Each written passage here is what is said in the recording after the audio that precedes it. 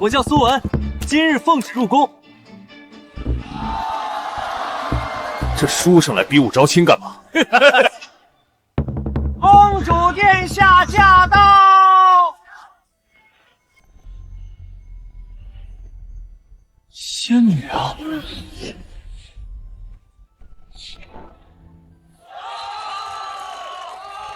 新瑶，这些都是来自各省的武状元。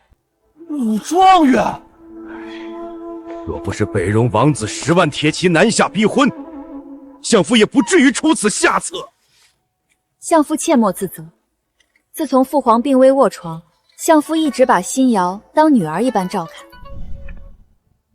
今日招亲规则改了，只有碰到本宫腰间铃铛之人，方可成为父母。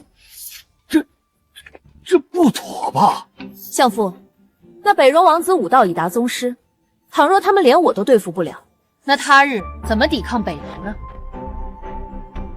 都上来吧。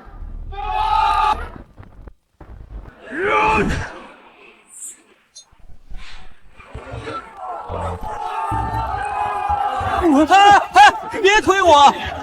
我不是来比武的。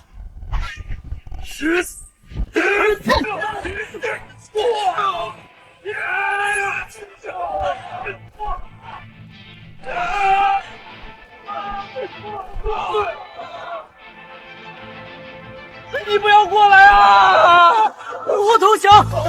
别打我！没想到大前的最强武力竟这般不肯。小心！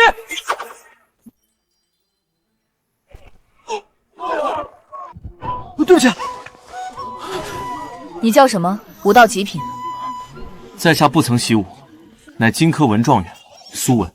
文状元来凑什么热闹？来人，把他赶走！把他带进宫。新瑶，他是一个不会武功的书生。君子一言，驷马难追。既然他碰到了铃铛，那他便是驸马。公主三思，苏某进宫是来就职书郎一职。当驸马不比当书郎好。来人，带他入宫，今晚洞房。把他杀了，驸马只能是本乡的人。母后，孩儿要出家了，你在天之灵也可以安息了。乔将军，卑职定会辅助新瑶找到剑仙，抵御北戎。不好了，公主！宫中突然冒出一伙杀手，正奔向寝宫。驸马，用不着今晚洞房吧？春宵一刻值千金，驸马爷，你就别让公主等你。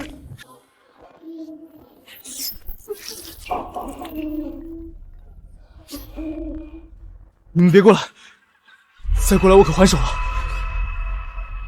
哈哈，这书生居然说还手？怎么还手？难不成你是想用毛笔杀人？谁说毛笔杀不了人？你这书生找死！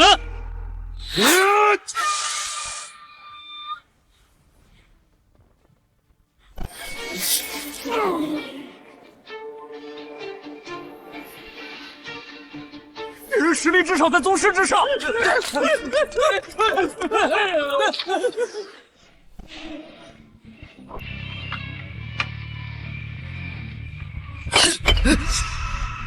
我让你们走了吗？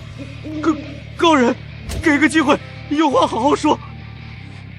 机会刚刚给过你们了。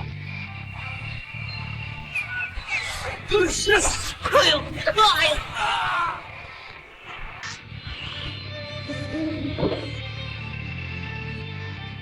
本宫，要不是你当年救我一命，剑仙早就消失于世上。恩公替大前镇守边关10余载，到头来却遭奸臣出卖，被迫孤身守城。进了藏书阁，就能找到出卖乔将军的细作是谁。苏文，你没事吧？吓死苏某了！谁让你乱跑的？万一出事怎么办？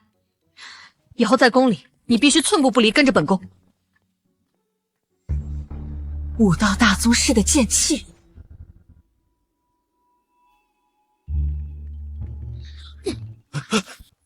你们都退下吧。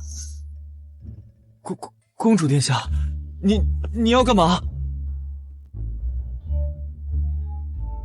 脱衣服吧。公主平日玩的这么花，罢了，与恩公大仇相比，这点牺牲算不了什么。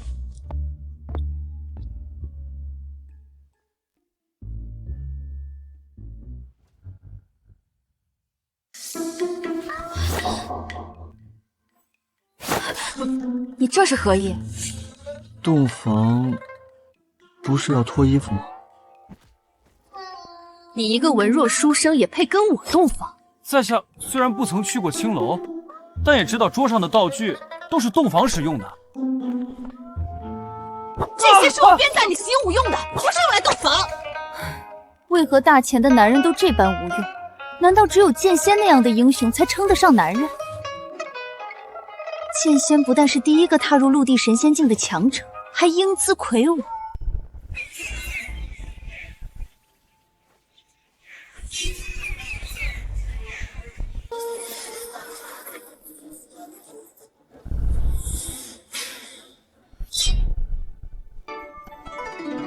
原来公主如此仰慕剑仙，可剑仙并非公主想象这般魁梧。住嘴！不许你诋毁剑仙！剑仙可是能一剑抗衡10万北戎铁骑，你这书生根本不配对他评头论足。公主你还小，我不怪你。等你哪天发现误会了在下，定会后悔今日所言。你想和本宫洞房也不是不行，只要你能斩获一只军宫耳朵，那本宫就跟你洞一次房。果真？果真？所以你还不赶紧习武？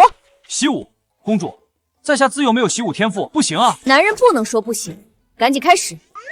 天哪，新婚姻就那么刺激，驸马爷真是不好当呀！上次被梅侍卫坏了计划，那苏文命还真大。既然硬的不行，那就来软的。软不香发作后，就让世子把生米煮成熟饭吧。是。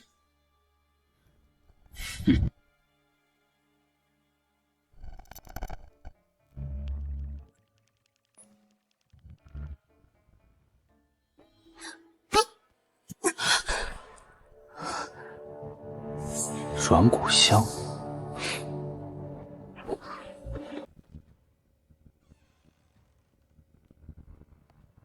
公主，我来喽。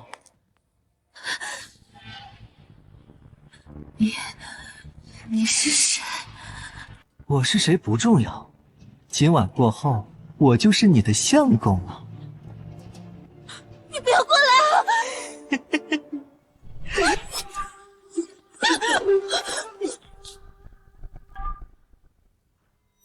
哪来的不要命的东西，竟敢坏本世子的好事！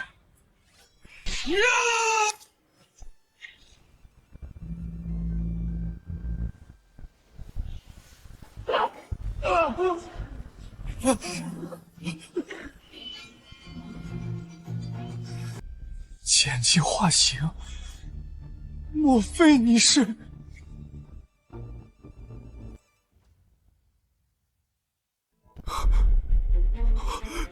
你是剑？你是何人？我的嘴！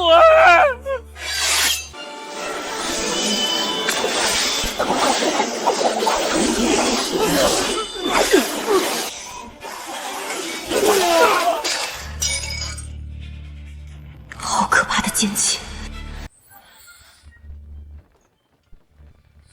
即刻封锁整个寝宫，不得任何人出入。公主，你没事吧？刚刚有高手出现在宫中，务必要找到。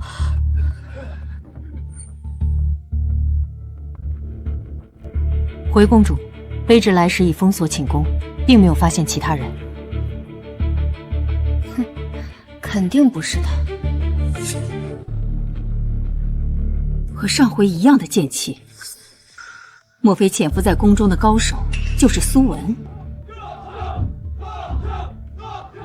来人！公主，在下真的没天赋习武，所以我特意让张统领来教你，他可是大前最出名的教头。参见公主。这位是苏文，他不曾习武，你可看着点他。是。哼，仗就是我们这些武将打，妞就是你们这些文人睡。你先打我一拳，让我看看你的气力。习武，我待会儿就废你筋骨，看你怎么习武。原来是金刚技，只要功力在对方之上，就能反弹10倍力量。你这一拳一定要用全力，不然我测不出你的底子。那在下可用力喽。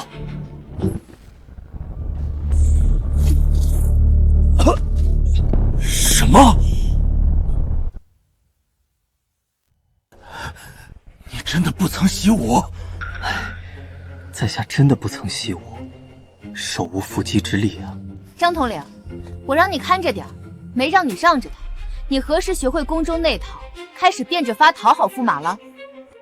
回禀公主，属下只是救急犯了，才出了差池。剑气是衡量武道的唯一标尺，普通人的剑气能有1步，武道到达5者便能10步，30步便是宗师水平，50步就是大宗师。既然晃动了50步外的灯火，看来张统领已经摸到了大宗师的境界。宫中有张统领守护，无人敢犯。宫中都进了贼，还无人敢犯。若是安剑之下还能安然无事，我看你还怎么说自己不习武？给你搬近一些，赶紧开始吧。我这把佩剑比较轻，你用它吧。不是吧？1步前的灯火都灭不了。让剑气飞一会儿。不对，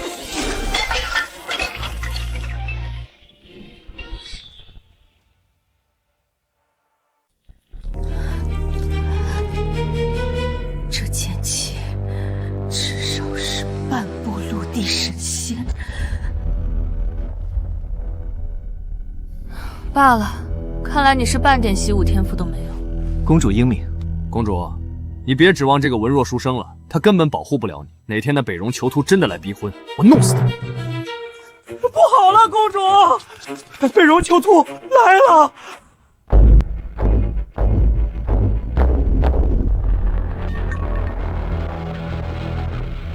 囚徒，你擅闯大前宫，也未免太放肆了。本王要是不来，连老婆被人抢了都不知道。皇榜，未经本宫允许，是何人放的榜？公主选了驸马，理应昭告天下。妈了个巴子，哪个不要命的，竟敢跟本王抢女人？就是这位金科文状元苏文。我没听错吧？选个书生当驸马？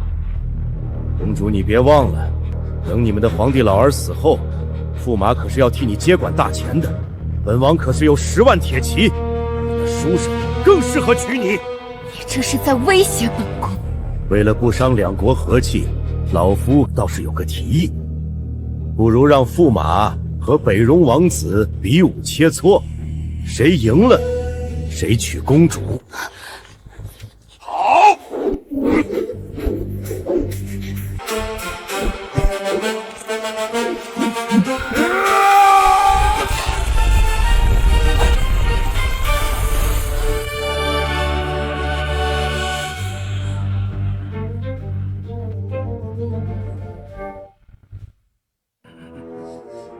赶紧打吧！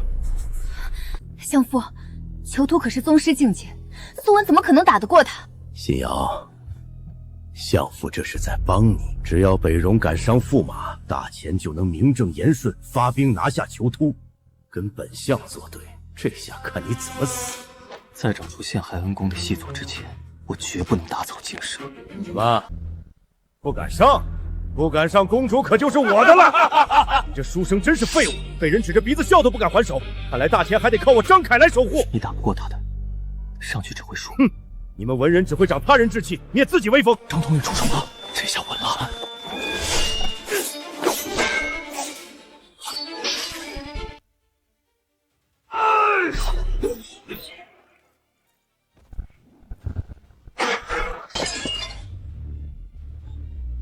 们大前的男人就这么不堪一击吗？看来只有我们北戎汉子才配得上公主。竟敢辱我大前！将士们，跟他拼了！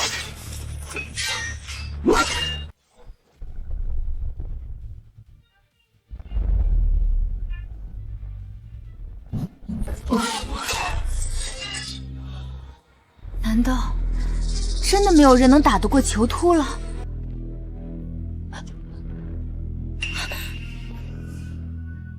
梅姨，你怎么受伤了？公主，卑职找到潜伏在宫中的高手了，就是苏文。苏文？这怎么可能？在下不曾习武，怎么会是武道高手？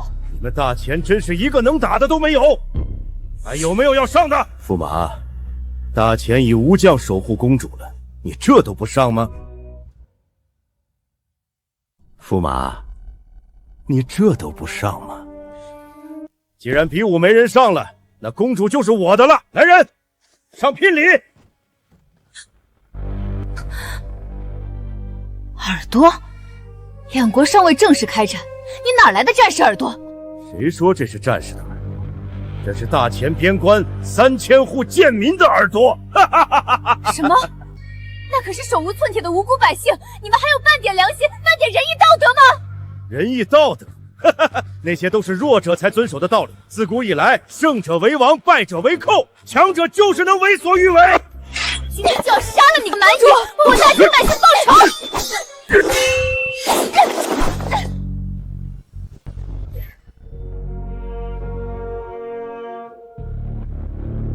什么？囚徒王子的武道已经达到了大宗师，你们没人是他的对手。我赶紧缴械投降，乖乖做本王的娘子吧！就算我死了，也绝不像你个嗜杀成性的蛮夷！啊！你个疯婆子，赶紧松口！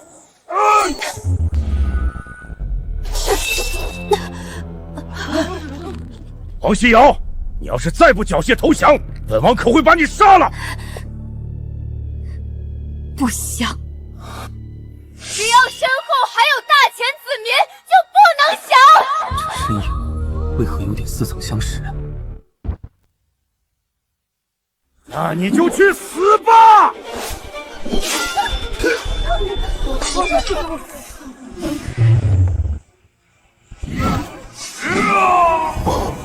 这一起不思要残。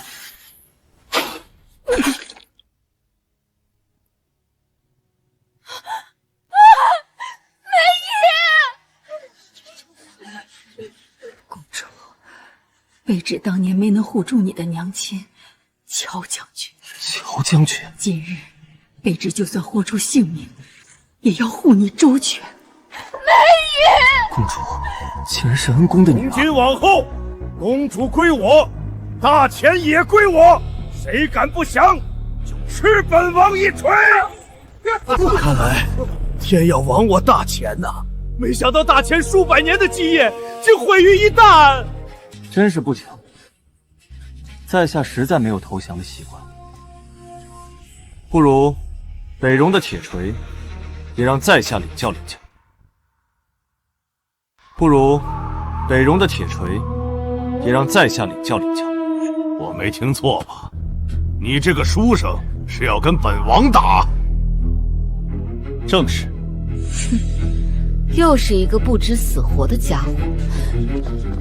苏文，你疯了吗？你打不过他的，赶紧下去。有人要抢我的娘子，我怎么不上？你个书生，细胳膊细腿的，拿得住兵器吗？兵器的话，暂借娘子的发簪一用。苏文，你别闹了，铁剑都未能伤他分毫，你居然想用簪子跟他打？娘子在此稍等，我去就回来。哟，还挺会摆架势的。要不要本王先让你3招？对付你，一招足矣。妈了个巴子，给你脸了是吧？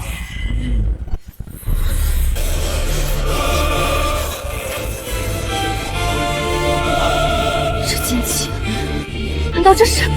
北戎蛮夷，看好了，这招叫做一剑双寒14招。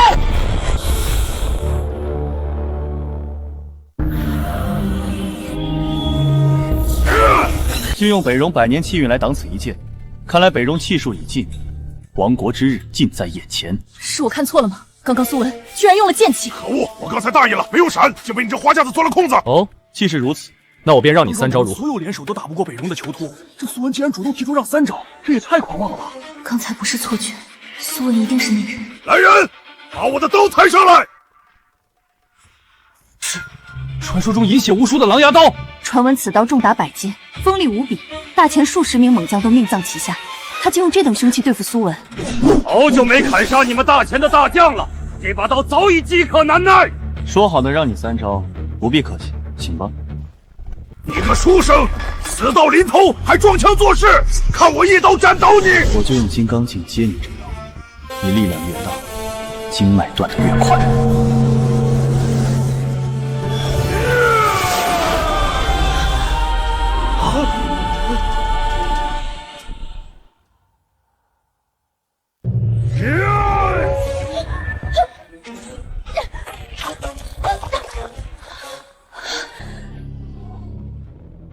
好险！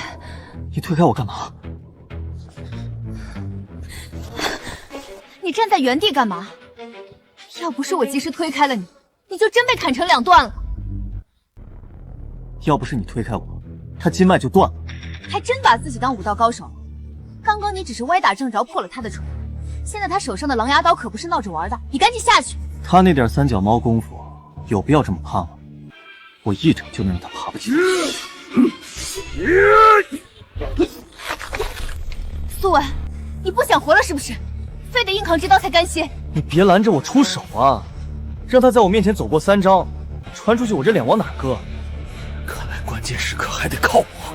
这万一只顾着盯苏文，我趁机偷袭，一剑就能取他狗命。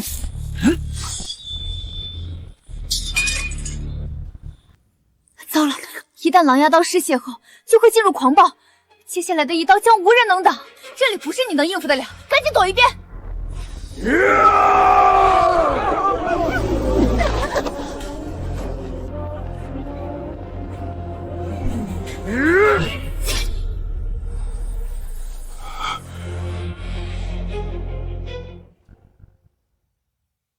上百斤的狼牙刀，你居然单凭2根手指就接住了，这不可能！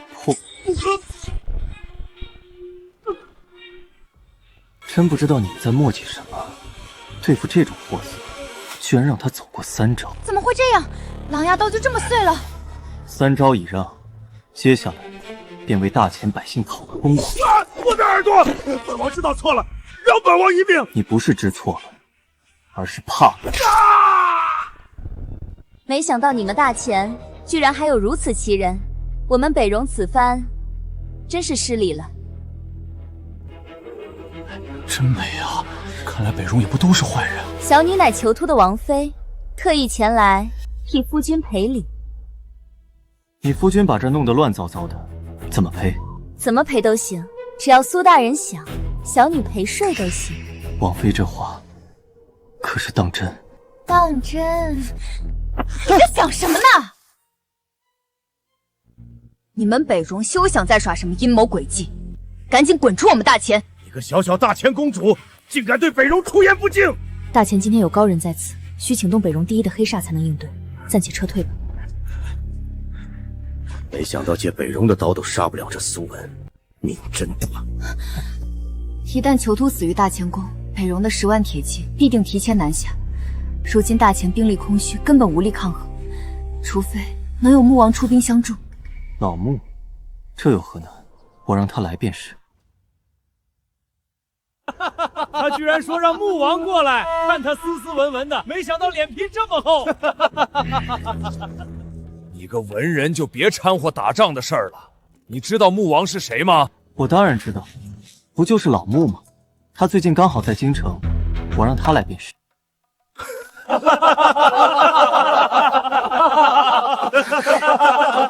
穆王可是一境之主，掌管20万府兵，是当年跟父皇一起打天下的大功臣。别说我了，连父皇圣旨都未必能调遣。你父皇不行，我行。放肆！我知道你今日帮大前解了围，我自会心存感激。但这件事你真的帮不了，别再在百官面前闹笑话了。刚刚你只是歪打正着，靠运气险胜了那北戎囚徒。北戎人的武功向来硬枪硬马、死板得很，越是不会武功的人，越容易破他们的招式。我就是吃了武道太高的亏，才被你捡了个现成。既然张统领觉得我是靠运气，不如我们在这儿比一比。你居然敢挑衅我！好，今日我便让你认清现实，把你打回原形。闹够了没？如今大敌当前，还有心思内斗？都给我回去养伤！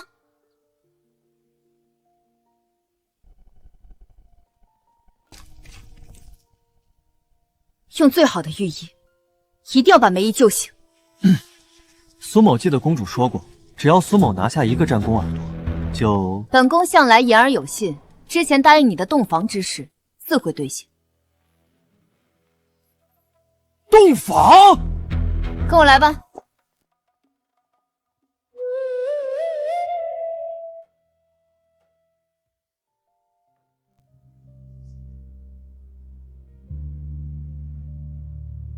你们都下去吧。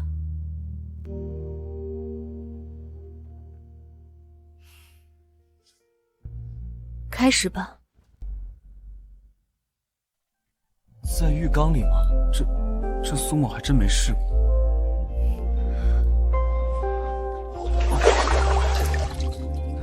玩的这么刺激吗？不过我不会鄙视你的爱好。那就好，可能待会儿会有些疼，你得忍着点。那点疼算什么？只要公主开心就好。哎，公主不下来吗？我下来干嘛？这药浴是专门为你准备的。啊，药浴？不是鸳鸯浴吗？说好的洞房呢？你刚刚硬接了囚徒几招，应该受了不少内伤，需要通过药浴补回来，不然会留有后疾。我啥事儿都没有啊，不用整什么药浴，直接洞房就可以了。你只是表面没事，实则五脏六腑出血了，这些只有习武之人才懂，跟你解释不了。我真没事啊，直接洞房吧。放心，我会兑现承诺的，但现在你先好好养伤。刚才那几招怎么伤到我？我可是剑仙，我是不会受伤的。你是什么仙都不好使，乖乖给我泡药浴。你们这些文人真是弱。你倒的是什么呀？你这么弱，我当然用的都是大补之药。大补？不行了，我现在浑身是劲，要是不发泄出来，就要走火入魔了。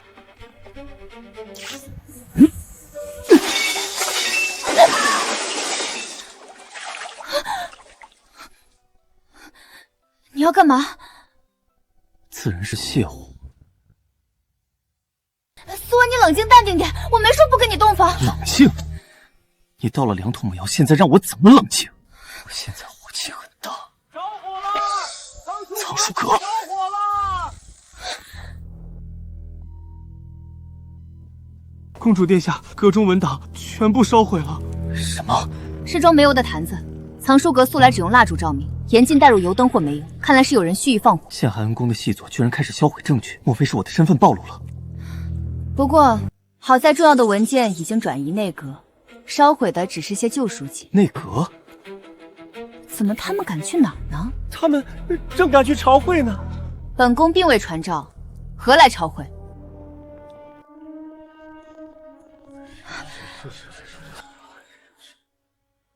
臣附议，恳请由丞相接管朝政。臣也附议，如今大前危局，急需一位老成识重的掌权者，丞相是不二人选。既然众望所归，那老臣就代替公主殿下暂掌大前朝政。秦相，你这是何意？辛瑶，相夫何尝愿意如此？可你尚且年幼，北戎10万铁骑压境，这等危局你处理不了。老臣暂代皇权，全是为了保住大前江山。相父，为保大前，老臣决定向波斯进贡，获得庇护。波斯乃西方强国，有他庇护，我们大前就不怕北戎了。臣附议。进贡？那大前岂不是成为附属国了？大前数千年基业，只有他国向我们称臣纳贡，何时轮到我们仰人鼻息？这是丧权辱国！你这般做，对得起列祖列宗，对得起天下百姓吗？那不知公主有何良策能解大前之危？谁说公主没有良策？那就说出来给大家听听，公主要如何抵挡北戎的10万铁骑？简单，调遣穆王的20万府兵，北戎铁骑不足为惧。穆王，那岭南牧王手握重兵，性情桀骜，连老臣都要忌惮3分。你一个小小驸马，居然狂言能让他来，真是天大的笑话！我何止能让他来，我还能让他交出兵符给公主。到时你们谁还敢弹劾公主、动摇国本，我第一个摘了他的官帽。好，要是明日大家见不到兵符，公主就乖乖交出玉玺，而你就是欺君之罪，当场问斩。好，兵符到了，你就要把内阁钥匙交出来，还给公主。哼，就再等1日，老臣倒要看看你能玩出什么花样。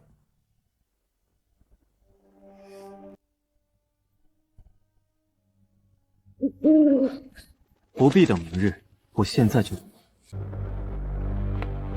公主，您要的玉玺，臣带来了。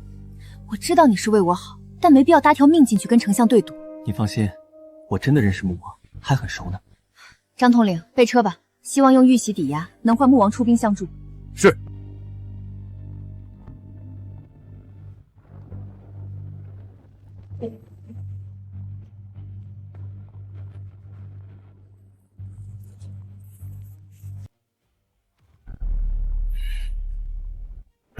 立马掉头进攻！我要找我的好兄弟。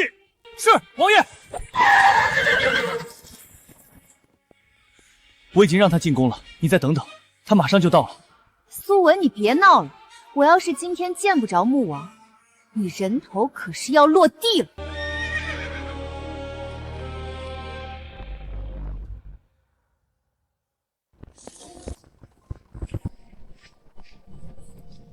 张统领，启程吧。哎！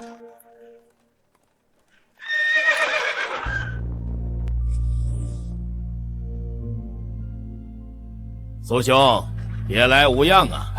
你怎么才来啊？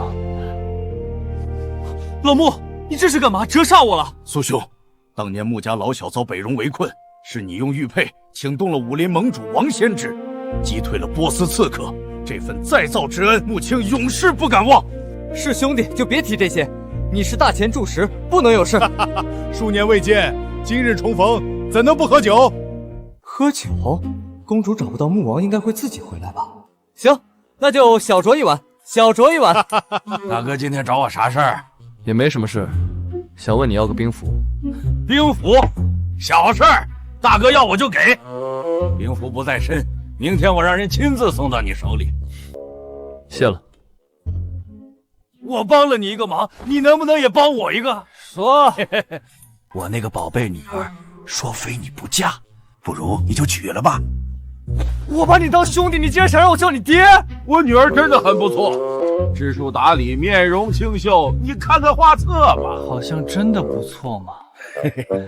我都想好了，等你们成婚后，咱俩各论各，我管你叫哥，你管我叫爹。这穆王架子可真大呀，让公主等了一个通宵，竟连面都不露。辰时了，得先回宫了。辛苦张统领换到兵符后，立马送来。是。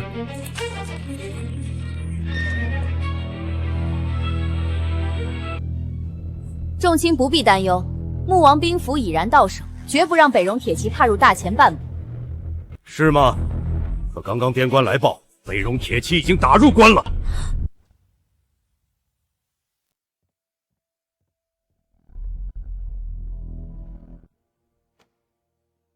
北戎的10万铁骑已经连破大前3座城池，照这势头，不出3日，他们的马蹄就能踏进宫门。1天之内竟丢了3座。北戎铁骑素来凶残，所到之处烧杀抢掠，寸草不生。一旦兵临城下，如何是好？公主殿下，大前在你手中只会面临亡国。今日你必须以大局为重，即刻让出皇权，由老臣执掌朝政，统筹抗敌。臣附议，请公主即刻禅位，再迟疑，大前就真的亡了。波斯那边，老臣已经谈好了，只要公主退位，波斯将会遣兵入大前，抵御北戎。什么？让波斯兵入驻大前，岂不是丧失主权，彻底沦为附属国？公主殿下，沦为附属国总比亡国好吧？就算公主不为宫里的百官着想，也要为大前的百姓着想。臣附议，大前附属波斯，臣也附议。本宫绝不会同意。只要穆王府兵一到，北戎铁骑不足为惧。那敢问公主，穆王兵符何在？在路上。那就是没有。老臣请公主立刻让出皇位。谁说公主没有兵符的？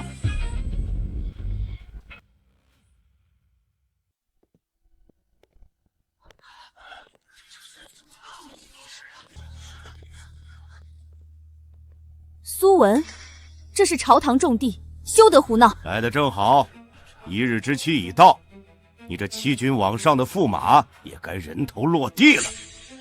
今日谁的人头落地，还未可知。你要的兵符，我已经带来了。苏文，别再开这种玩笑了。我拿不到兵符，最多是失去政权，而你可是要掉脑袋的。赶紧趁机跑吧。用不着跑，穆王已经把兵符给我了。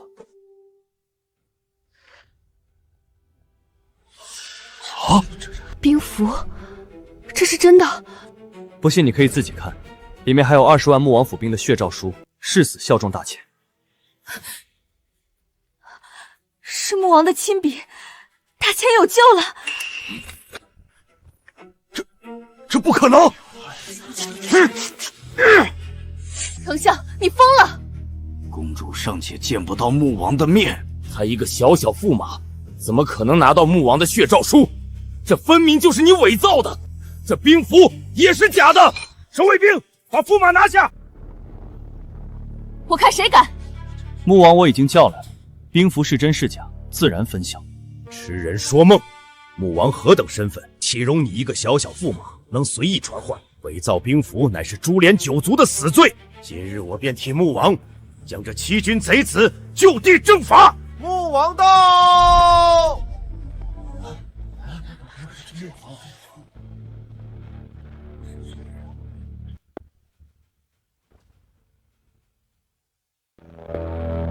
参见穆王。穆王您来得正好，老夫抓拿了一个伪造兵符的贼徒，正准备就地正法。伪造兵符？正是，此人正是当今的驸马苏文。你说他？穆王息怒，老夫这就将此人头颅砍下，送到穆王府上谢罪。请穆王开恩，驸马他也是心急护我大前，并非有意伪造兵符，还请穆王看在先皇与您的交情上，饶他一命。公主殿下，伪造兵符乃是株连九族的死罪，您怎能如此包庇逆贼？这般不分黑白，日后如何让百官、让百姓信服？完了，穆王动怒了。苏文，这下看你怎么死！苏兄，你别听他的，我给你的可是真兵符啊！你看，这可是赤金打造，半点不假。穆王怎么对苏文这么毕恭毕敬？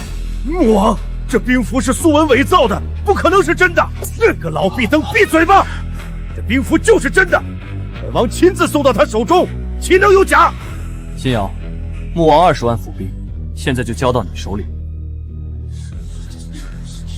丞相，你输了，把内阁钥匙交出来吧。哼！别以为有了兵权就能坐稳这皇位。2日后，波斯国女王来访，要与我大前交流武艺。若是届时失了国体，丢了颜面，老臣必联合百官弹劾殿下。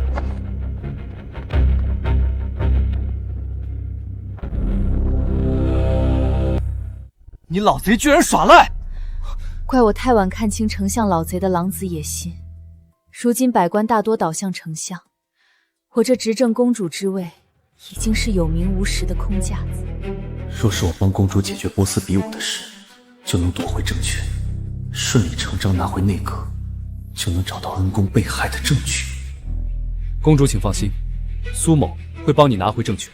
苏文应该没这么大本事，兵符也只是穆王看在玉玺的份上才送的。你呀，安安分分当好你的驸马就好。北戎那边有穆王的20万府兵顶着，一时半会儿翻不起风浪。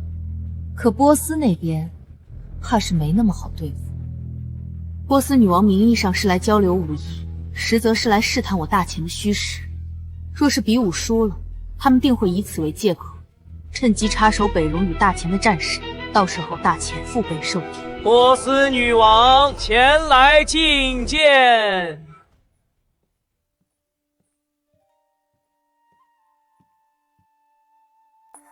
阿纳尔今日来给大钱送帖，送帖，头发居然是卷的。波斯的女子果然别有一番风情，看来大钱开疆拓土，事不宜迟。早就听闻大钱驸马身手不凡，连北戎王子囚突都败在你手下。这事儿如今在使团里都传遍了，所以阿纳尔今日特意前来，奉上比武请帖，恳请公主恩准，让驸马切实登台切磋，也好让我波斯使团一睹驸马的风采。点我？公主殿下，这可是波斯国的小小请求，您千万别拒绝。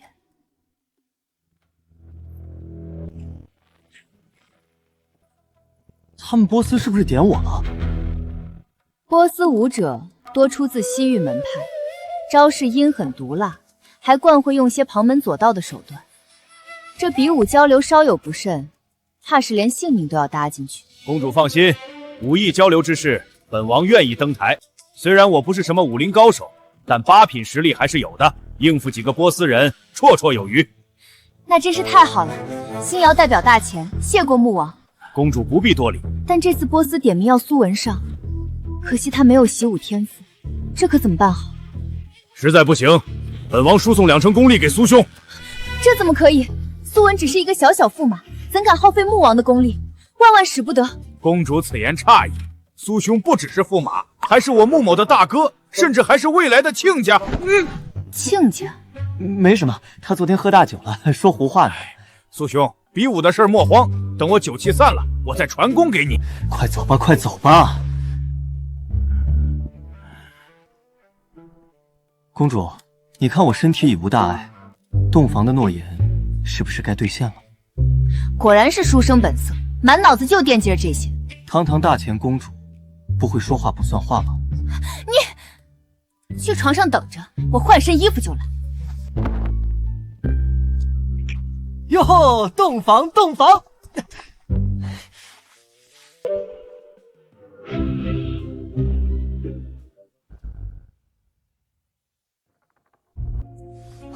来了，怎么还换风格了呢？娘子你真调皮，不过我好喜欢。娘子，赶紧的，先亲一个。那夫君也亲回娘子一个吧。北戎王妃，张凯真是废物！大钱皇宫的守卫如同反射，什么人都能潜入。苏大人不必惊慌，小女不是来刺杀，而是来兑现赔罪之恩的。你别过来，你可是有丈夫，我也是有妻子。你有妻子，我有丈夫，这不是更刺激吗？简直不知廉耻！你们北戎之人，难道就没有半点道德底线吗？苏大人，我都打听过了，你只是个工具驸马，我也是个工具王妃，咱俩都是有名无实的人。就算睡一起了，也不算不道德。我很爱我的娘子，我不会背叛她的。别装了，苏大人，哪有男人不偷吃的？再说了，在你们大钱，男人3妻4妾不很正常吗？大不了他做大，我做小。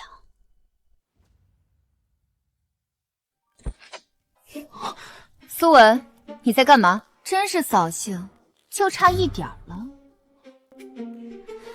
苏大人，今天怕是陪不成了，我们改日再去。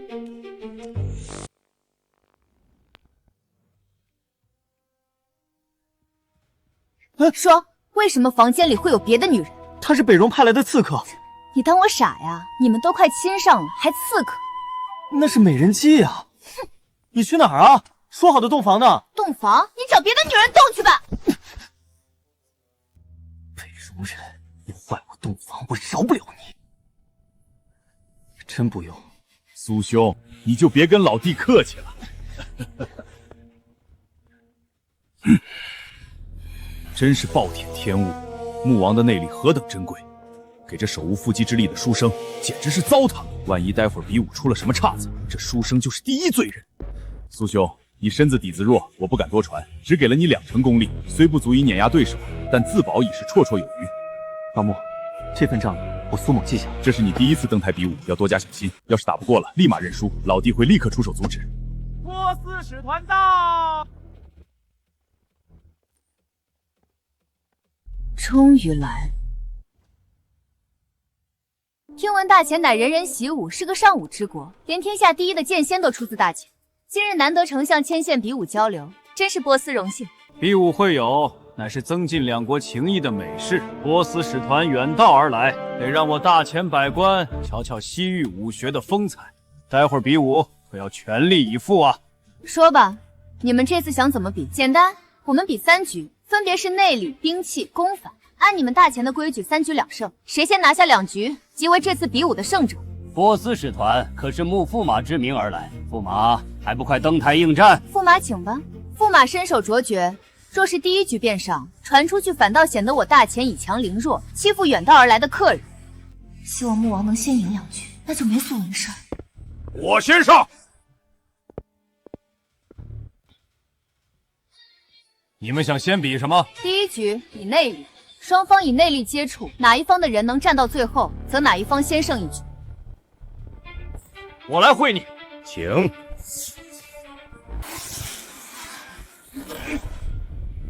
速战速决吧。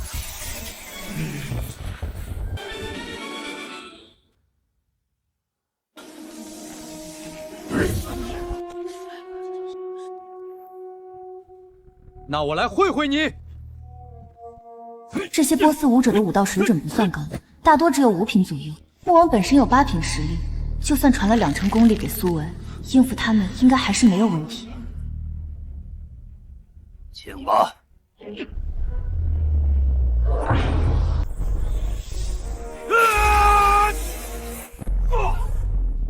真是承让了。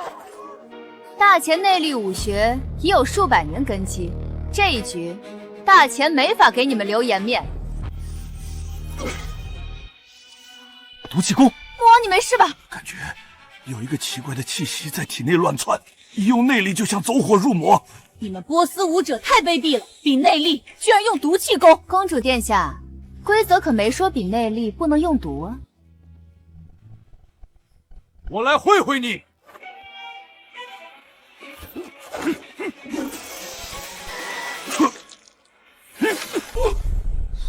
穆王，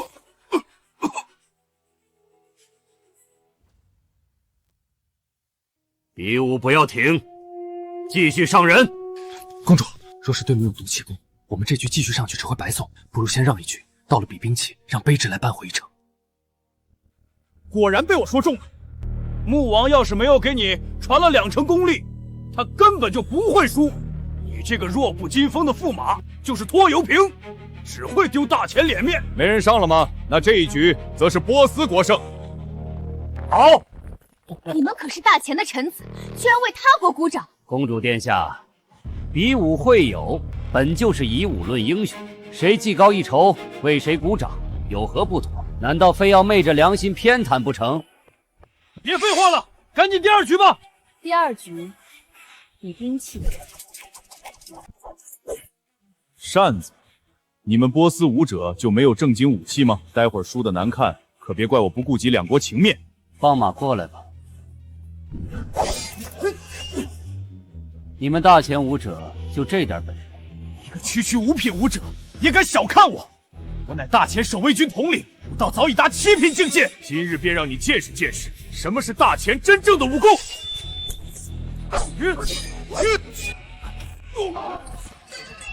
为什么一击我就站不起来了？西域兵器形制特殊，招式诡谲，你们从未接触过，自然不知如何招架。这一局若是大前再输，此次比武的胜方便是我波斯了。怎么，驸马大人，你还没打算登台吗？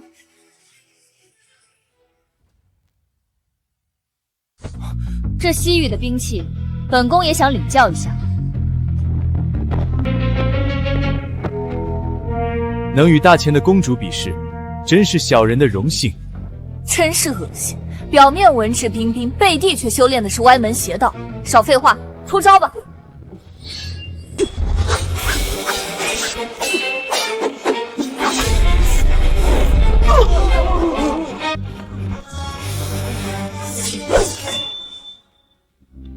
我输了。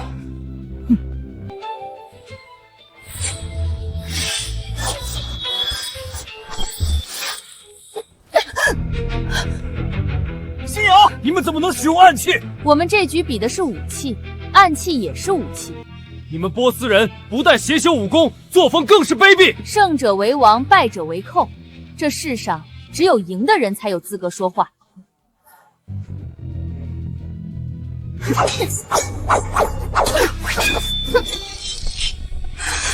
我们认输了，赶紧停手！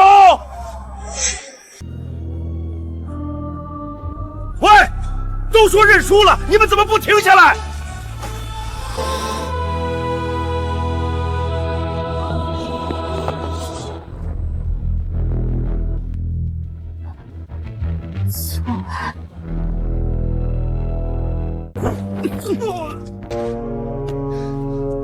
剩下的交给我。苏兄，你怎么上了？得了你的2成功力，要是不试试也太可惜。哎呀，苏兄，我给你的那点功力只够保命防身，哪够用来比武啊？那波斯武者阴险狡诈，你赶紧下来。苏文，你一个手无缚鸡之力的书生，就别在这里逞强了。你还以为能像对付北戎囚徒一样走运吗？在下不善刀剑，待会儿比武还可要请高抬贵手，手下留情。这怎么成？驸马爷可是连北戎王子都能打赢的高手，我若不尽全力，怕是会死在你手里。可恶！原来他们早就知道苏文不会武功，一定是丞相老贼把苏文的底细泄露给了波斯人，故意设下这个局，想要借机杀了他。苏兄小心啊！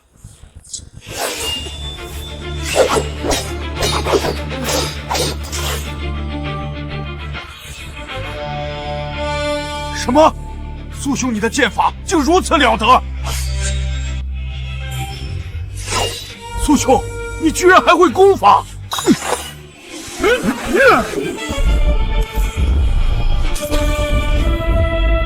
苏兄，你的内力怎么还能化形呢？认输，我认输了，别杀我，别杀我！不，他们要毒气功。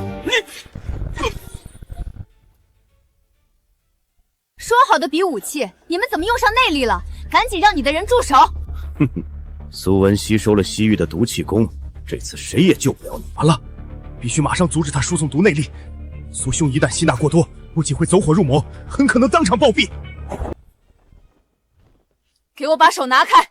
不是我不想把手拿开，而是我的手被吸住了，根本抽不回来。什么？这苏文竟然把毒气功转化成自己的功力！多谢大前公主出手相助，不然我这20年的功力都要被吸干了。吸干？感谢波斯武者手下留情，让苏某险胜。波斯使团这第2局比试还有人上吗？若是无人，那这一局便是我大前胜。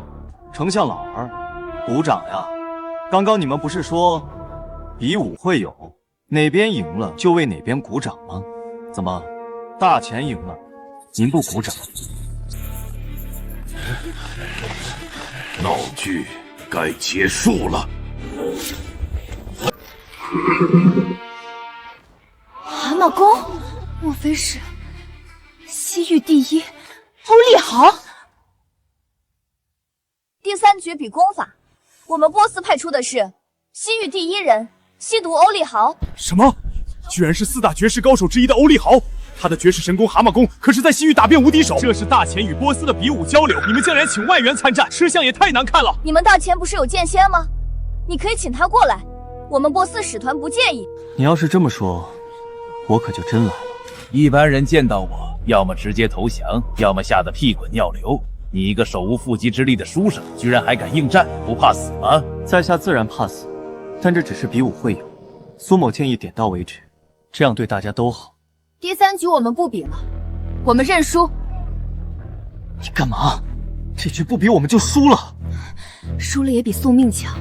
对面可是西域第1人，我们这里没人是他的对手，上去也是白白送死。上了擂台就得打，波斯使团千里迢迢而来，诚意满满。驸马大人怎好扫了人家的兴？只要上了擂台，你只能被抬下去。那我跟你打！我也来。我也来。怎么，你们大钱想要4打1，还讲不讲江湖规矩了？对付你们这种卑鄙小人，不需要讲什么江湖规矩。其中要害了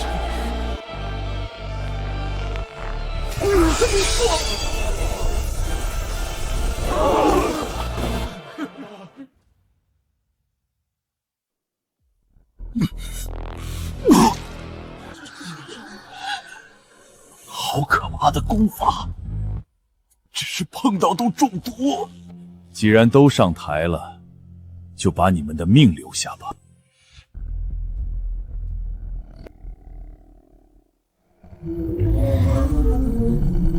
他要用蛤蟆功，你们先下去，我来应付。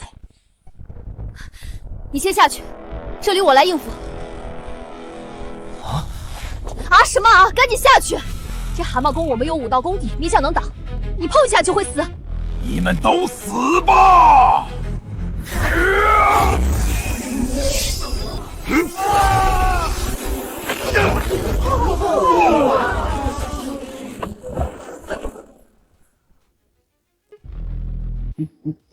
驸马爷，别藏着掖着了，再不拿出真功夫，你的人可就全死光了。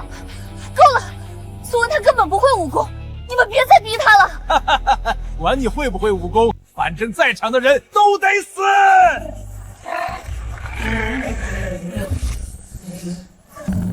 既然你们这么想死，那我就成全你们。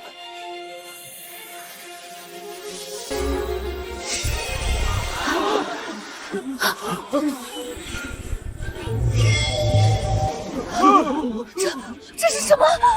也让你们波斯看看大钱的绝世功法。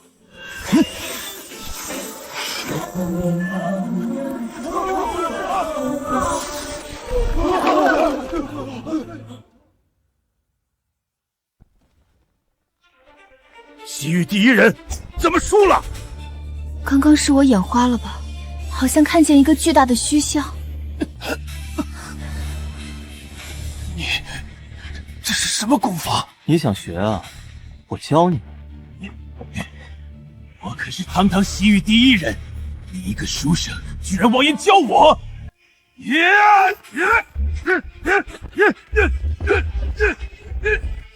想学大钱功法，那你之前的歪门邪道就别练了，毕竟对身体也不好。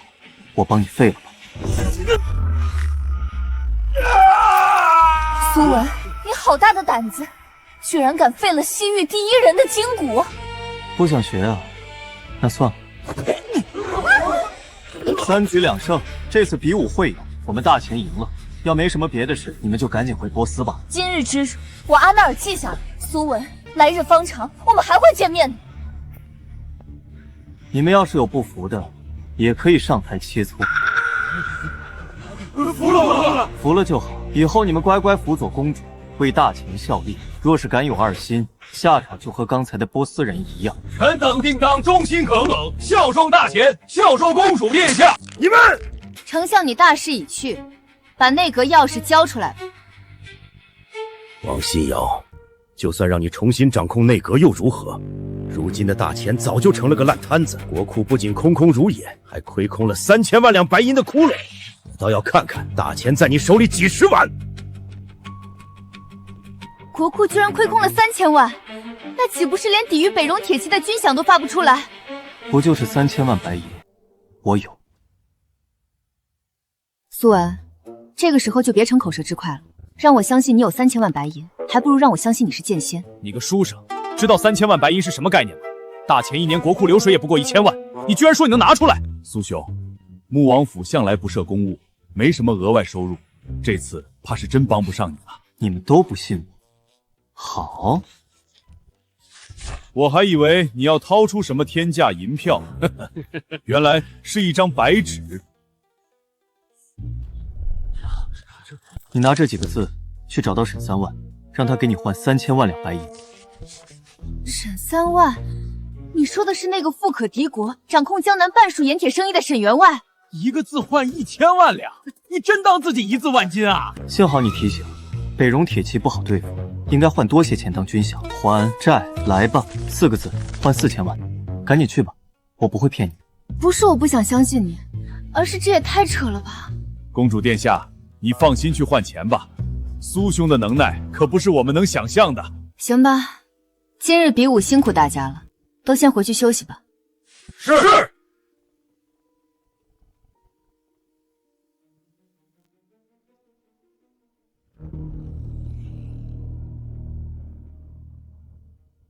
终于拿到了出卖恩公的那个细作，马上就能揪出来了。公主，您不会真信了驸马爷的话吧？就凭那几个字，真能换得几千万两白银？如今军饷告急，只能死马当活马医。此次微服出巡，就是不想让外人知道皇家沦落到要向商户讨钱的地步。待会儿见到沈员外，你切记改口。是，小姐。站住！你们是什么人？来沈府作甚？我们有事要见一下你家老爷，麻烦带路。你知道我家老爷是谁吗？就带路。我家老爷可是大前首富沈三万，家产比国库还多。岂是你们这些阿猫阿狗想见就见？那你又知道我家小姐是谁吗？我家小姐可是皇家的人，你们敢这般无礼？什么皇家这那的，就算你是皇帝也没用，赶紧滚！一个小小家丁，居然连皇帝都不放在眼里，赶紧放了我，不然我家老爷不会饶了你们！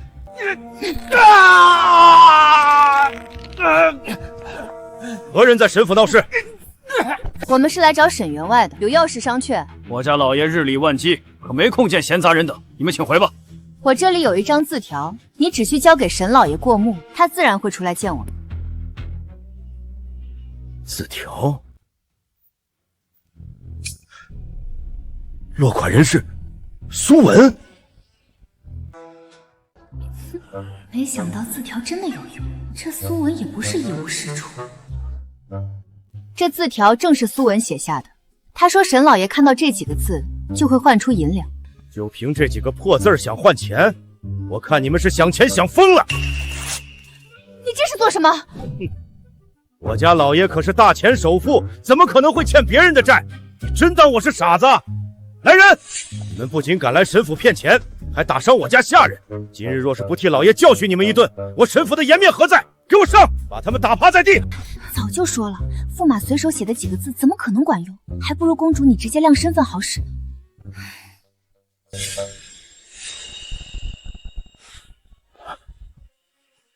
皇帝的令牌，莫非你是公主殿下？没错，见到公主殿下还不速速跪拜？草民沈三万，不知公主大驾有失远迎，还望公主恕罪。平身吧。此次本宫微服前来，是想向沈员外借3000万两白银，充作抵御北戎铁骑的军饷。公主殿下，并非草民不愿为国效力，实在是沈家如今也没钱了呀。对呀，近日沈府生意惨淡呐。你刚刚还说你家老爷日理万机，没3000万，那借个几百万应急也行。几百万也没有。如今大环境不好，草民实在是囊中羞涩，只能将这贴身佩戴的金链子奉上，尽些绵薄之力，还望公主不要嫌弃。罢了，就算沈员外真的欠了苏文的债，估计也还不上了，我们再想想别的办法吧。苏文，公主殿下留步，沈家有钱，有钱。沈员外不必勉强自己，本宫不会强人所难。有钱。公主殿下，草民真的有钱，赶紧让人把银子拿出来。好。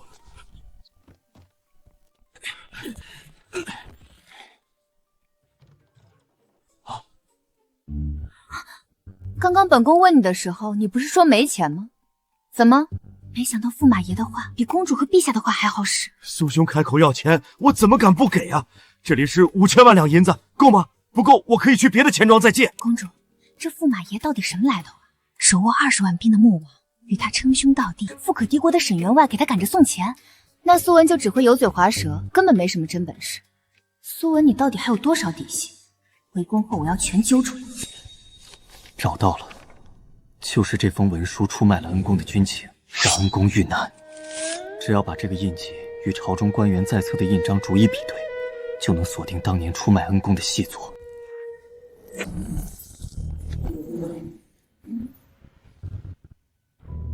又是你，北荣王妃。苏大人费尽周折潜入内阁，就是为了偷一个落款印记啊！赶紧把印记还我，我现在没心思跟你闹。想要，你自己来拿呗。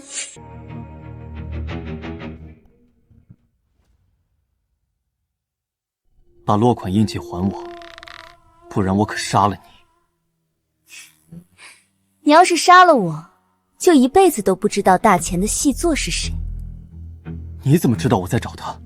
赶紧告诉我细作是谁！想要我说也不是不可以，只要你愿意跟我归顺北荣，作为交换，我就告诉你大钱的细作身份。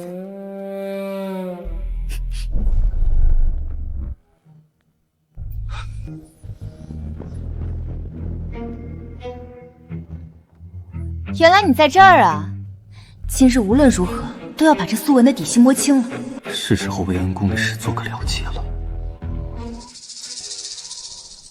公主殿下，苏某有一事相求，请允我辞去驸马一职，归乡隐居。什么？驸马当得好好的，怎么就要辞了呢？苏某本来就是替公主挡婚的，如今北荣危机已不足为患，苏某也该辞去驸马之位，去办一件很重要的事。是对待遇不满吗？我可以赏赐你金银珠宝，保你此生衣食无忧。不是钱的事，苏某乃读书人，视钱财如粪土。那我封你个高官，你能留下来吗？也不是权的事，苏某读书是为了明事理，不是为了做高官。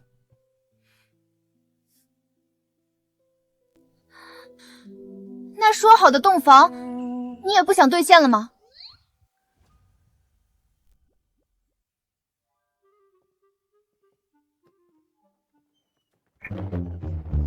本宫向来言而有信，答应过的事就一定办到，不知你还想不想？既然公主盛情相邀，那苏某也不好推脱公主的好意。现在，在内阁里办公的地方也能办内事。刚刚你不是说要去办一件很重要的事吗？要不我等你回来？不必。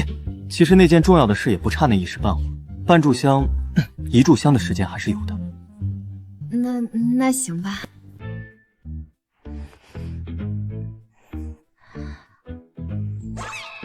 公主，你这是在干嘛？我听宫女说，那个之前这样有助加快节奏。不用了，我的节奏到了。等会儿，要不我们先喝杯酒？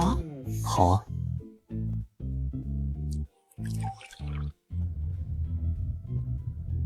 公主心跳为何如此的快？莫非公主还是黄花大闺女？才不是！本宫缺养的男宠都好几个，怎么可能是？公主，要不还是我来吧。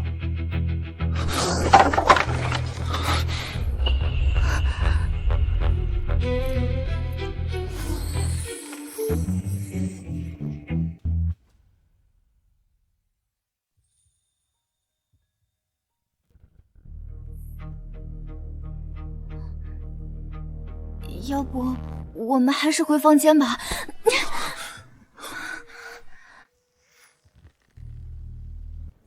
等等，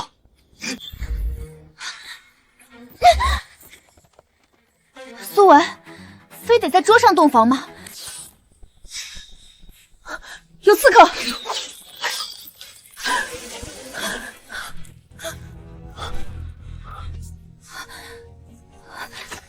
外面全是射手，我们出不去了。不出去，我们就要被火烧死。把衣服脱了。都什么时候了，你还想着洞房？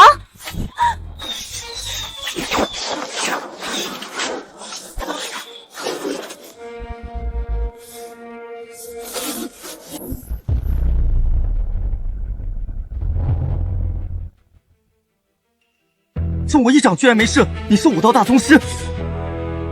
撤！别让他们跑了，把大乾宫都封锁了！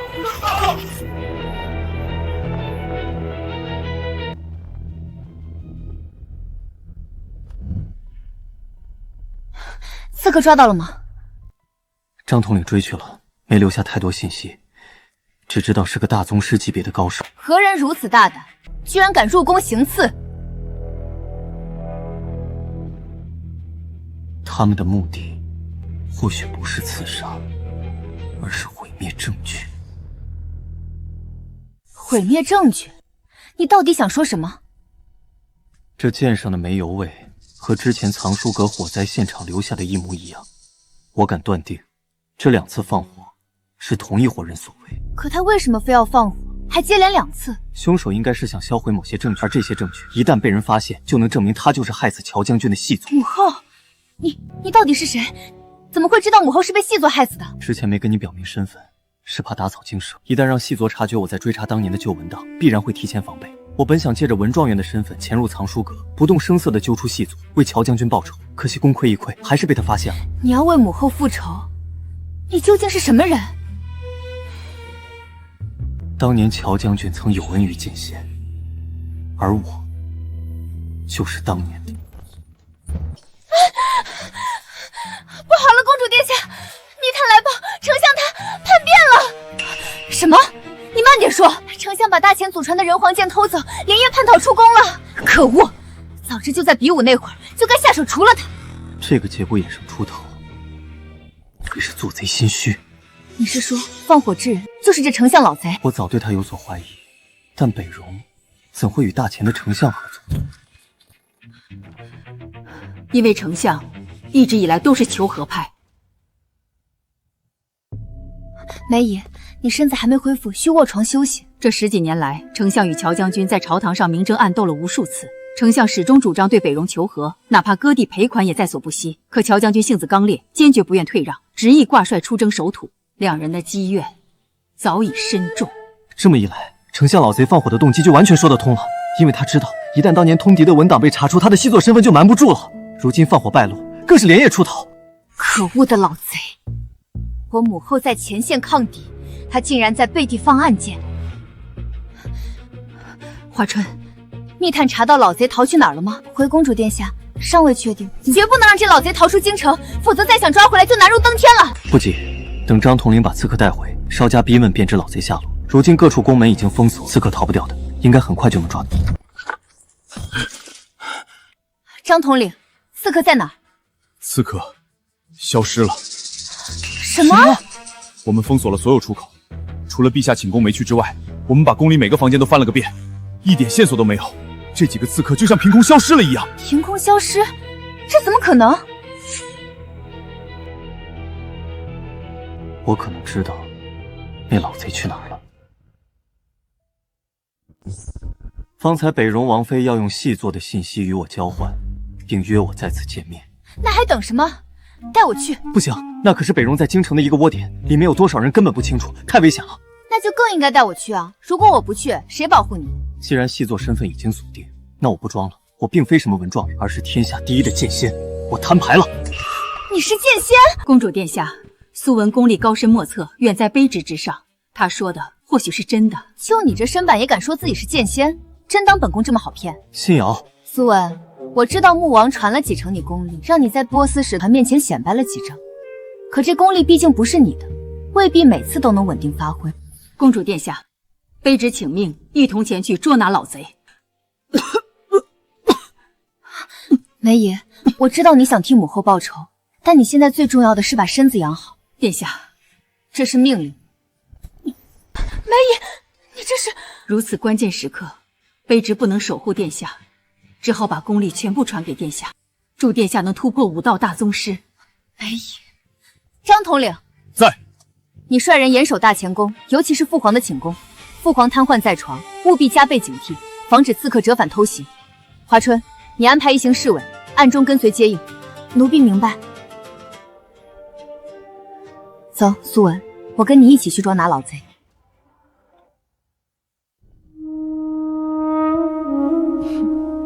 看来苏大人终究还是决定归降北荣了。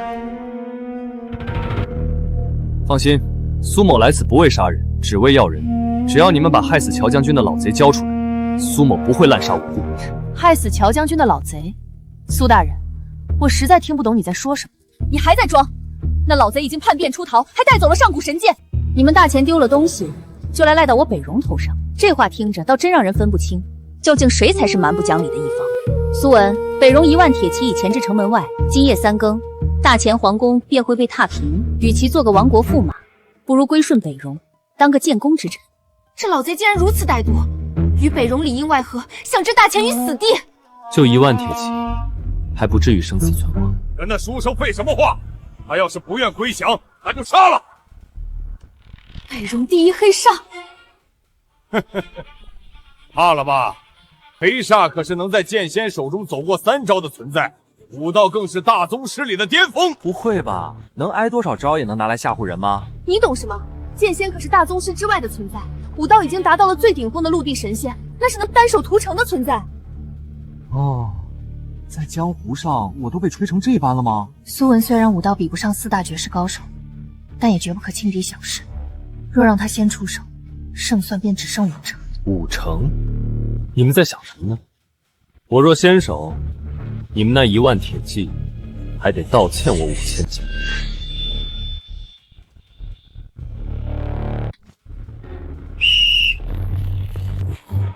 还好本宫留了一手，早猜到北戎人没什么好屁。你这书生真是狡猾！本王好意劝降，你居然带兵设伏！这兵不是我带的。来人，带驸马离开。你确定？这屋里武道最高的可是我！赶紧走！对面可是北戎第一的黑煞，我现在半步大宗师，应该能拖延一些时间。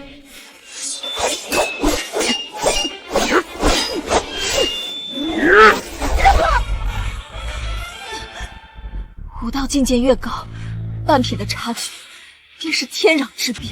先别管大前的公主了，快追那个书生！本王要将他碎尸万段，以解心头之恨。你们胡闹什么？我再不回去，公主就危险了！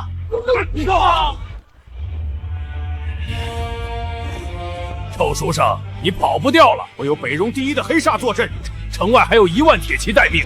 你今天只有一个下场，那就是死。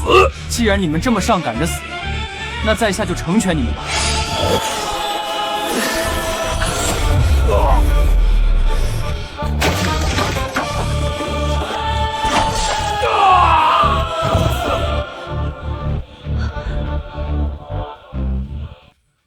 苏文，我的腿！一招杀2个9大宗师，这苏文难不成已是半步神仙？苏文，原来你一直装作文弱书生，实则武道早已半步神仙，真是卑鄙无耻！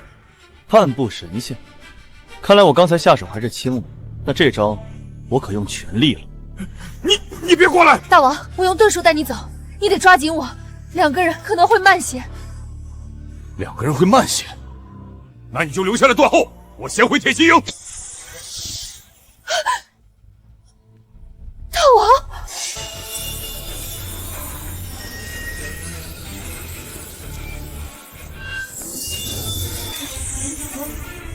立刻攻城，给本王把大前宫踏平了！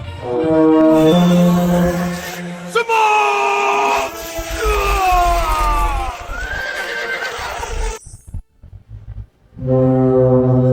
搞定。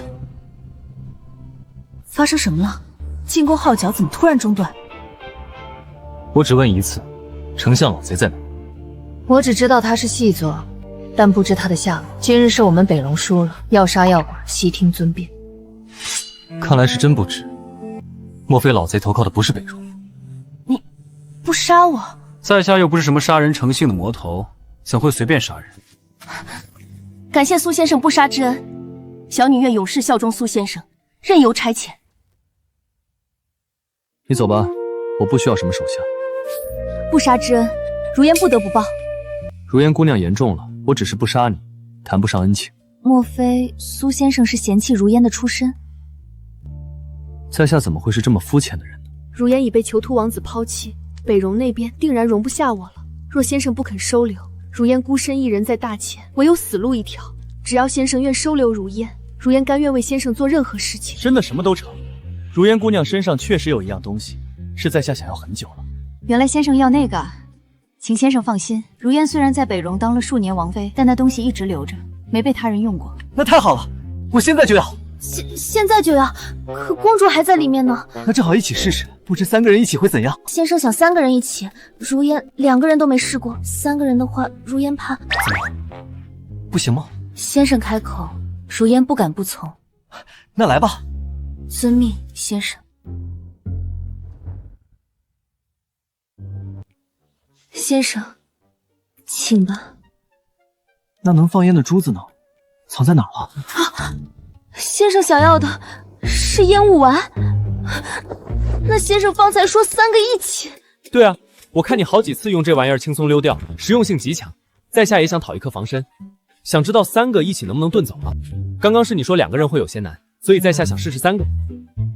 先生真是不懂风情。那在下就却之不恭了。休想伤我相公！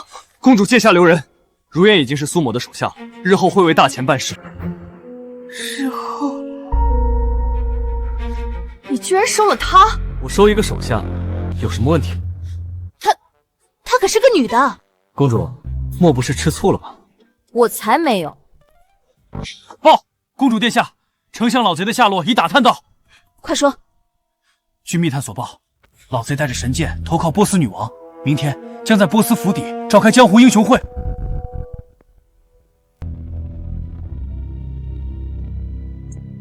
阿纳尔女王，这便是大钱的上古神剑人皇剑。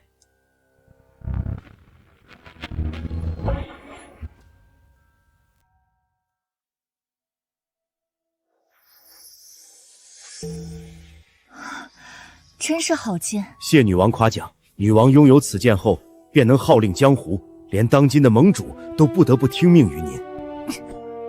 怎么拔不开？此剑威力巨大，就算毫无武道之人用此剑也能劈山断岳，故而先祖为神剑设下封印，唯有达到陆地神仙之境者，方能拔剑解封。陆地神仙？那岂不是只有剑仙才有这等本事？可我听闻剑仙早已云游，这世上岂不是再无人能拔此剑？那也未必，盟主已至半步神仙之境，假以时日，未必不能拔剑。今日盟主已携3大门派掌门登门听命，这大乾宫已是女王的囊中之物了。好，待我波斯拿下这大钱江山，你依旧是丞相。老臣谢阿纳尔女王恩赐。你这老贼，还有脸当丞相？老贼，你勾结北戎，害我母亲性命，今天必须治你的罪。老夫不知你们在说什么。你们大钱人真是越来越没规矩了，竟敢擅闯我波斯使馆，还有没有王法？这是我们大钱的事，与波斯无关，人交出来，我立马就走。老夫如今已不是大钱人，而是入籍波斯，不受大钱王法管束。你这狗贼，不但卖国，连祖宗都背弃了。既然你们不肯交人，就别怪我们硬抢了。神剑在我手上，3大门派即将集结于此，你真要在这里动手，与整个江湖为敌？3大门派是有点东西，但不多。何人口出狂言，竟连3大门派都不放在眼里？刚才是谁说3大门派有点东西，但不多？3大门派居然真的来了，这下麻烦了。是在下说的。一个手无缚鸡之力的书生，居然如此狂妄，莫非是想领教本门功法？苏文，这里随便一个都是大宗师，要是真动起手来，我可保不住你。苏先生，我的遁术至多能带2人脱身，还是谨言慎行为好。在下并没有领教的想法，毕竟浪得虚名的门派不值得在下出手。你看着我干嘛？你是觉得我们门派浪得虚名？哎，这位掌门千万别误会，在下不是针对你，而是在座各位都不值得在下出手。这书生太狂妄了，还跟他废什么话？让他见识一下3大门派的厉害。苏文，你真会给本宫惹事。3大掌门可都是大宗师巅峰，苏文今日可不是靠运气就能对付得了。糟了，要顶不住了。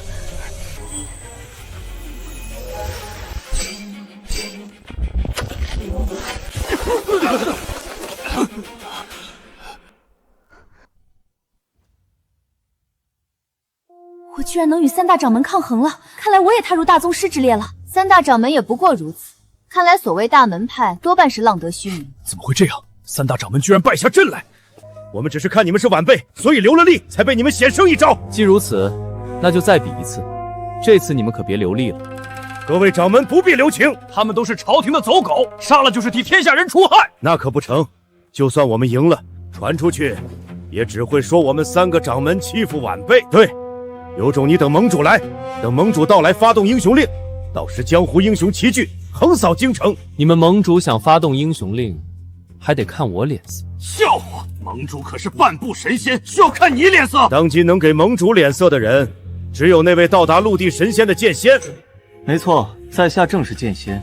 要盟主见到我的玉佩，便会乖乖下跪。苏文，你说话有什么用？他们可是大宗师，唬不住他们的。对啊，苏先生，这次敌众我寡，如烟建议还是回去从长计议吧。你们当这里是什么地方？说来就来，说走就走。行，我就在这儿等他。苏文，苏先生，盟主到。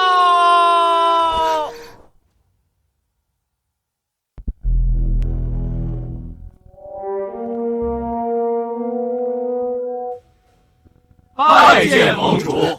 这就是半步神仙吗？隔着数米也能感受到恐怖如斯的气息。此次盟主愿意出山讨伐朝廷，真是大前子民的福气。如今朝廷腐败不堪，贪功北伐，全然不顾百姓死活。老夫恳请盟主发动英雄令，请盟主发动英雄令，推翻朝廷。叛国老贼，你休在这里恶人先告状。这些年是你在舞弊朝廷，腐败皆是因你而起。若真要讨伐，第一个就该讨伐你这个狗贼！盟主明鉴，老夫就是看不惯朝廷的所作所为，隐忍负重将神剑带出宫。老夫所做的一切，都是为了天下的百姓。你分明是在颠倒黑白。请盟主替天行道，处决这帮乱臣贼子，尤其是那个书生油嘴滑舌，祸乱人间。请诸位放心，本座会给天下人一个交代。本座处事向来讲究公道，给你们3人先出招机会，本座再还一招。你们若是还能活着，本座便饶你们。半步神仙一招，怎么可能还活着？看来盟主是一丝生机都不给。你确定要我先出招吗？玉佩，晚辈王先知见过剑仙大人。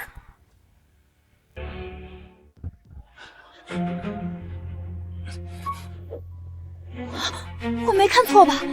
堂堂半步神仙的盟主，竟然给苏文下跪！盟主，你跪他作甚？他就是个文弱书生，怎么可能是剑仙呢？剑仙委任我执掌江湖时，随身携带的正是那玉佩，我绝不会记错。这文弱书生居然是剑仙，真是人不可貌相。盟主明察，玉佩定是这小子造假仿冒的。敢问盟主，您可曾见过剑仙的真正容貌？剑仙向来以斗笠掩面示人，本座确实没见过真容。哎呀，盟主，你这是被这狡猾的书生骗了，他已经不是一次靠这招吓唬人了。可本座能感觉到他的功力非凡，绝非一个书生所能有。他的功力都是穆王传的，盟主别被他唬住了。没错，上次2国比武交流时，穆王当众传他功力，我们都可作证。好，你对我有所质疑，大可比试比试。盟主跟他比，只要盟主出手，这书生立马就会露出毛脚。放肆！他要是真的剑仙，那我可活不了了。我有一计，能验证他是不是剑仙。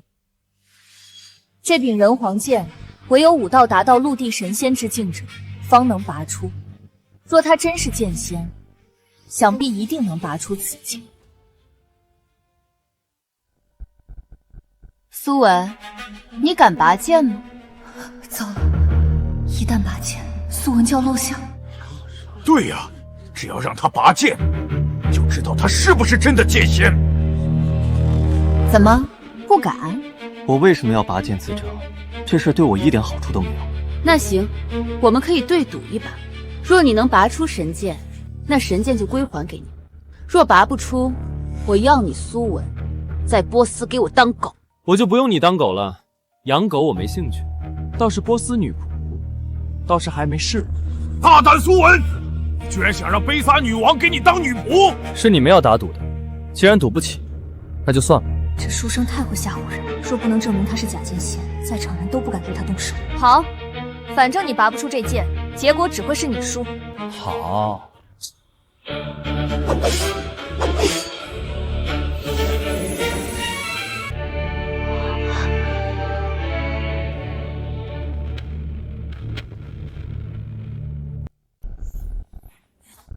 完了，要露馅了。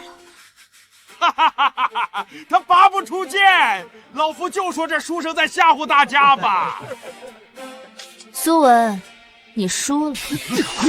大胆书生，居然敢冒充剑仙戏耍本座！今日，本座便先斩了你书生！苏文，小心！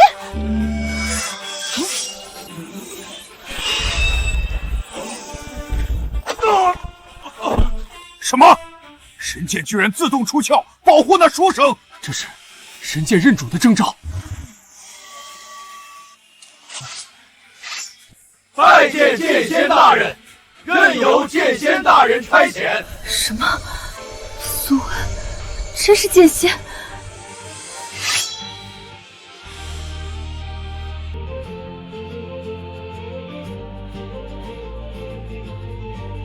如今大敌当前，武林跟朝廷更应团结一致，只有诸位同心协力，天下才能太平。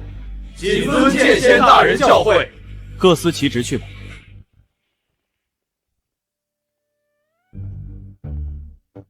剑我拔出来了，现在你应该叫我什么？主人。哎，乖。剑仙大人饶命！是小人有眼无珠，求大人饶小人一条狗命啊！你这卖国细作，不但通敌北戎，还害死乔将军，还想活命？细作我承认，但乔将军真不是我害死的。你这老贼死到临头还不承认？我真没有啊！设局害死乔将军的人其实是……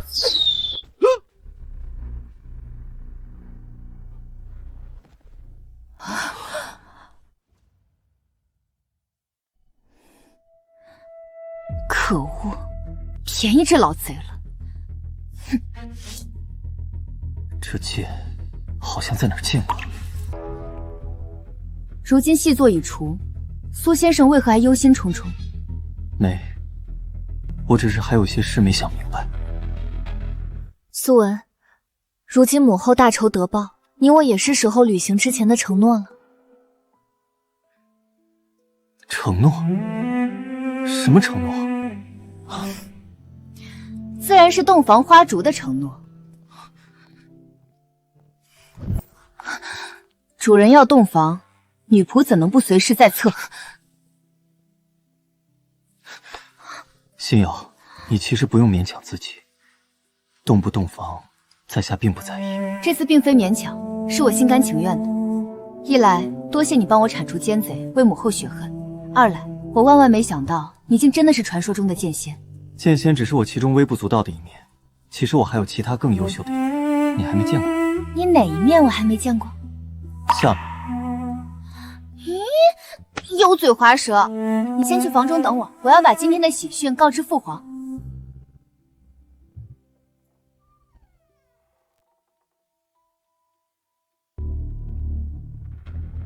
苏先生，这两支剑有什么好看的呢？这杀死老贼的暗箭和内阁那晚放火的箭是出自同一人之手。如果真是同一人，那么内阁的刺客就不可能是老贼安排。糟了，出卖乔将军的元凶另有其人。父皇，女儿今日来是要跟您说个天大的喜讯，母后的仇终于报了。那通敌叛国的丞相老贼已经被我们处置了。这次能除掉老贼，全靠苏温帮忙。他不仅智谋过人，还能号令群雄，是个值得托付的人。女儿打算将来把皇位传给他，让他来打理大前的江山。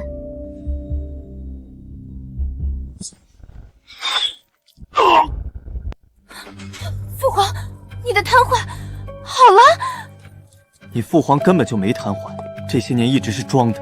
父皇，这是怎么回事？朕装了10几年都没被发现，你又是怎么知道的？一个瘫痪之人，床边怎会常备一双鞋？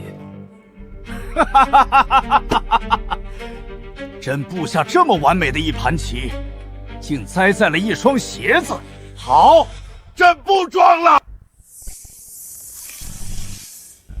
星耀小心！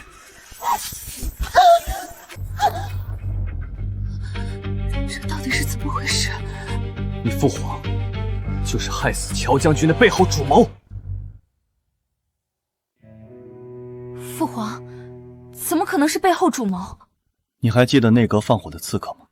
记得，当时张统领封锁了所有出口，但一个刺客都找不到，就像消失了一样。他们根本没有消失，而是躲到了你父皇的寝宫，而其中一位刺客正是你的父皇。不错。什么？当时我们没有猜错，2次放火确实是同一拨人，但我们猜错了放火的主谋。想要销毁文档的不是丞相老贼，而是他。而射死丞相的暗箭也是你父皇所射，为的就是杀人灭口。父皇，这到底是为什么？母后待你一片真心，你为什么要这么对她？要怪就怪你娘功高盖主，这些年她手握兵权，威望甚至压过朕。朕若是不设计除了她，那大钱都要姓乔了。本来朕在闭关期间指望丞相牵制住你，但没想到这老东西这么不中用，连一个书生都解决不了，害朕不得不提前出关，亲自收拾残局。什么？丞相的所作所为都是你默许的？你有把我当你的女儿吗？在权力面前，亲情一文不值。既然你们知道了朕的秘密，那就去死吧！苏文，朕闭关10载，习练100余名大宗师的功力，这一掌，就算你是陆地神仙也得死。苏文，谁说我现在只是陆地神仙？这怎么可能？你竟毫发无伤！父皇，你收手吧，再这般执迷不悟，会遭天谴的。